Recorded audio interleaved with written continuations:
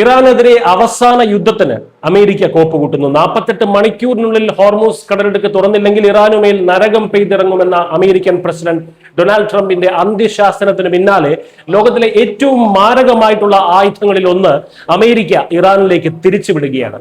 Bloomberg പുറത്തുവിട്ട പുതിയ report അനുസരിച്ച് ജാസം ER എന്ന ദീർഘദൂര ക്രൂയിസ് മിസൈലുകളാണ് അമേരിക്കൻ സൈന്യം വൻതോതിൽ ഇറാനെതിരെ പ്രയോഗിക്കാൻ ഒരുക്കി നിർത്തുന്നത്.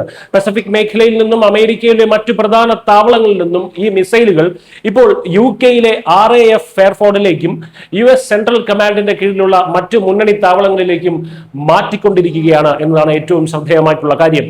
കഴിഞ്ഞ മാർച്ച് അവസാനത്തോടെയാണ് ഇതിനായുള്ള കർശന നിർദ്ദേശം സൈന്യത്തിന് ലഭിച്ചത്.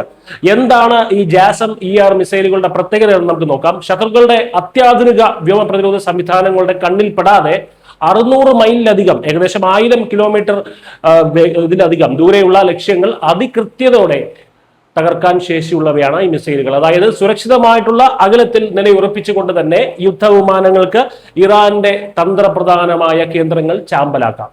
ഇതിന് പുറമെ 250 മൈൽ ദൂരപരിധിയുള്ള സാധാരണ ജാസം മിസൈലുകളുടെ ഒരു വലിയ ശേഖരവും ഈ ആക്രമണത്തിനായി അമേരിക്കൻ സൈന്യം മാറ്റിവെച്ചിട്ടുണ്ട്. എന്നാൽ അമേരിക്കയുടെ ഈ നീക്കം അവർക്ക് തന്നെ വലിയൊരു വെല്ലുവിളിയും സൃഷ്ടിക്കുന്നുണ്ട്. ചൈനയെ പോലുള്ള വൻ ശക്തികളെ നേരിടാൻ കരുതി വെച്ചിരുന്ന മിസൈലുകളുടെ ശേഖരമാണ് ഇപ്പോൾ ഇറാനെതിരെ പ്രയോഗിക്കാൻ അമേരിക്ക കൊണ്ടുവരുന്നത്.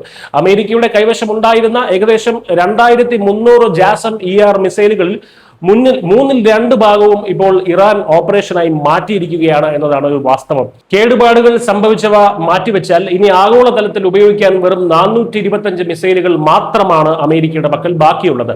ഇതിനിടയിൽ അമേരിക്കൻ മറൈനുകളും പാരാട്രൂപ്പർമാരും ഉൾപ്പെടുന്ന കരസേന ഗൾഫ് മേഖലയിലേക്ക് നീങ്ങിക്കഴിഞ്ഞു. ഇറാന്റെ എണ്ണ കയറ്റുമതിയുടെ നട്ടല്ലായ ഖാർഗ് ദ്വീപ് ലക്ഷ്യമാക്കിയിട്ടാണ് ഈ സൈനിക നീക്കമെന്നാണ് പ്രതിരോധ നിരീക്ഷകർ വിലയിരുത്തുന്നത്.